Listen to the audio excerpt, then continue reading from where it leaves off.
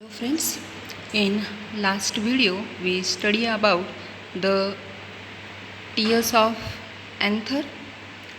Now today we study about the microsporogenesis.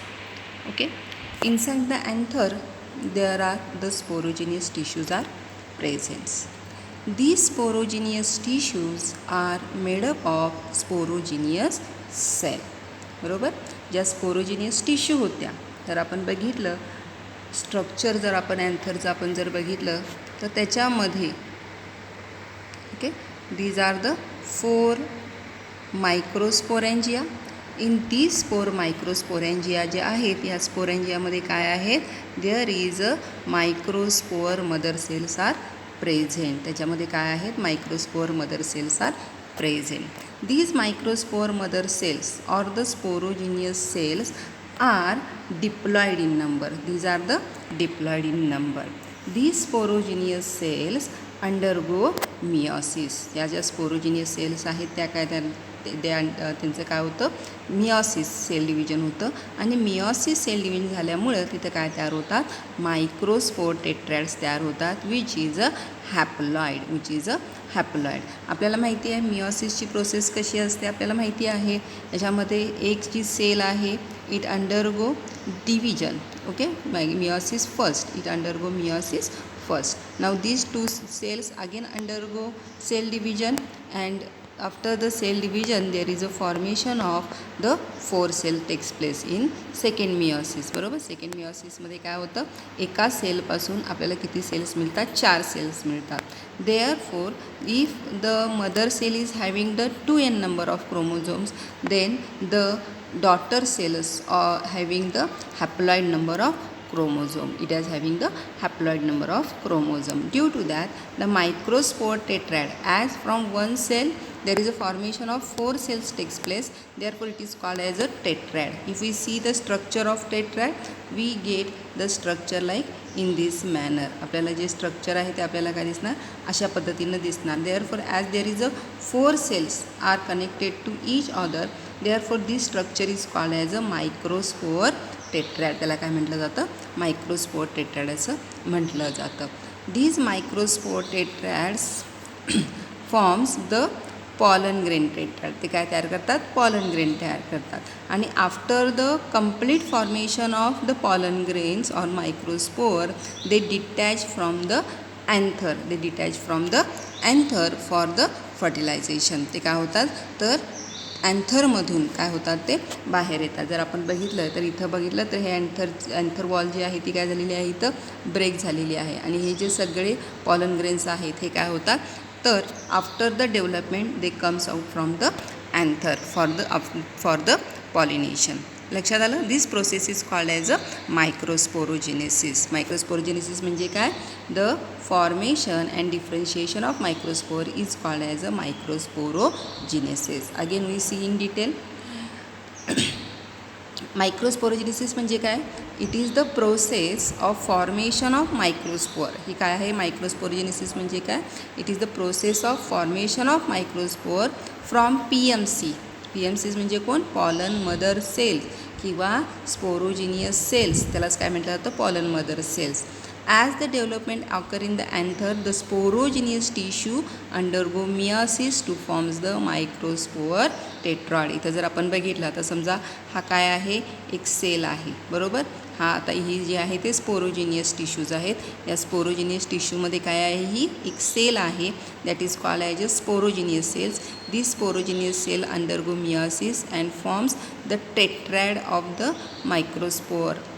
microspore tetrad. It forms the microspore tetrad. Okay, after the separation there is forms the 4 pollen grains. म्हणजे एका सेल्सपासून आपल्याला किती मिळतात, 4 pollen grains मिळतात. म्हणजे जर समजा स्पोरोजिनियस टिश्यूजमध्ये जर 10 स्पोरोजिनियस सेल्स असतील, ओके 10 स्पोरोजिनियस सेल्स असतील तर त्याच्यापासून किती पॉलन ग्रेन्स तयार होतील, एका सेलपासून 4 पॉलन ग्रेन्स तयार होतात. बरोबर, एका सेल्सपासून 4 पॉलन ग्रेन्स तयार होतात. तर 10 स्पोरोजिनियस सेल्सपासून किती तयार होणार आहेत, बरोबर there formation of the 40 pollen grains. तिथं किती तयार होणार आहेत, 40 pollen grains. Therefore there are the number of pollen grains are produce in the anther by the process of microsporogenesis, and in this way the pollen grain formation takes place in the anther.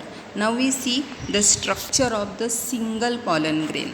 Okay, तर pollen grain आहे it is represent the mail gamete. हा कसा असतो, mail gamete represent करतो. Pollen grain जो आहे जो अँथरमध्ये तयार होतो तो काय रिप्रेझेंट करतो, it represents the mail gamete in case of the plant. लक्षात ठेवायचं आहे पॉलन ग्रेन हा काय असतो, it is a mail gamete which are the spherical. तो कसा असतो, स्पेरिकल असतो. स्पेरिकल म्हणजे कसा असतो, गोलाकार असतो. And having a 2 layer wall. त्याला किती लेयरची वॉल असते, 2 वॉलची. This is the outer layer, this is the inner layer. बरोबर.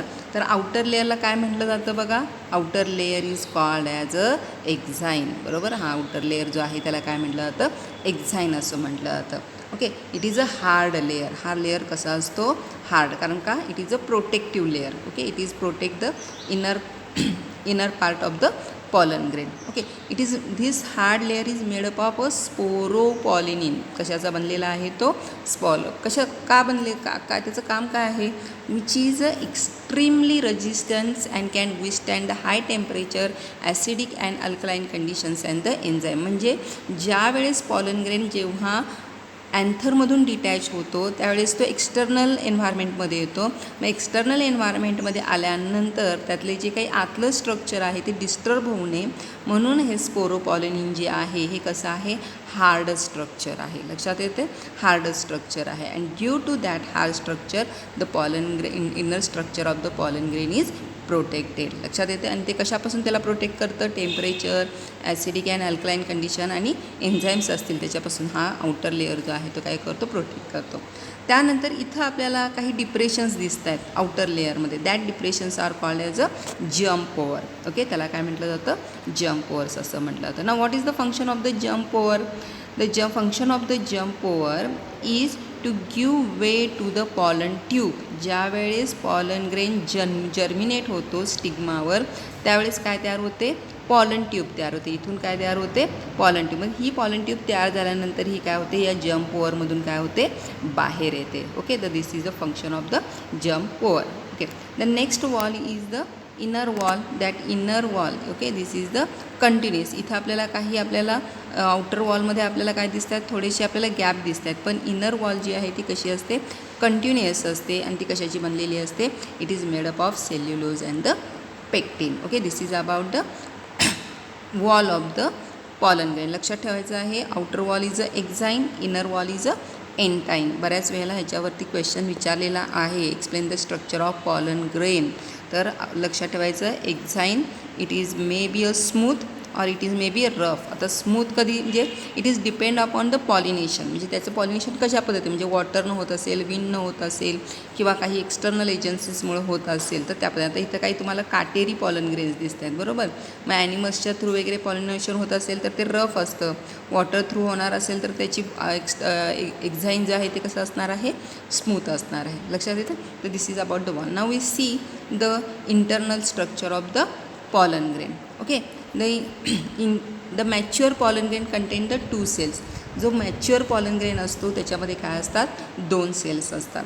त्यातली एक जी सेल आहे तिला काय म्हटलं जातं, व्हिजिटेटिव्ह. म्हणजे ही जी पूर्ण आउटर सेल आहे which is a big and large cell आहे which is with 1 nucleus, that is called as a vegetative cell. हिला काय म्हटलं जातं, व्हिजिटेटिव्ह सेल असं म्हटलं जातं. बघा, vegetative cell is a large with irregular nucleus. तिथं काय असतो, आणि which contains the food reservoirs. इथं जर आपण बघितलं तर त्याच्यामध्ये आपल्याला काय दिसतात, थोडेसे आपल्याला फूड रिझर्वायर्स आपल्याला दिसतात. त्याचबरोबर दुसरी जी सेल आहे that is called as a generative cells. तिला काय म्हटलं जातं, जनरेटिव्ह सेल असं म्हटलं जातं. ओके, ही जनरेटिव्ह सेलमध्ये काय असतो तर त्या स्मॉल असते सेल. आणि ही काय होत असते तर जो व्हिजिटेटिव्ह सेल आहे तिचा जो सायटोप्लाझम, म्हणजे हा जो सगळा काय आहे व्हिजिटेटिव्ह सेलचा सायटोप्लाझम आहे, त्याच्यामध्ये ही जी जनरेटिव्ह सेल आहे ती काय होत असते, फ्लोट होत असते. लक्षात येतं. तर this is about the structure of the pollen grain. In next lecture we study about the development of the male gametophyte, that is the development of the pollen grain on the stigma. ठीक आहे, पुढच्या लेक्चरमध्ये आपण development of the male gametophyte हा point आपण बघणार आहोत. Thank you.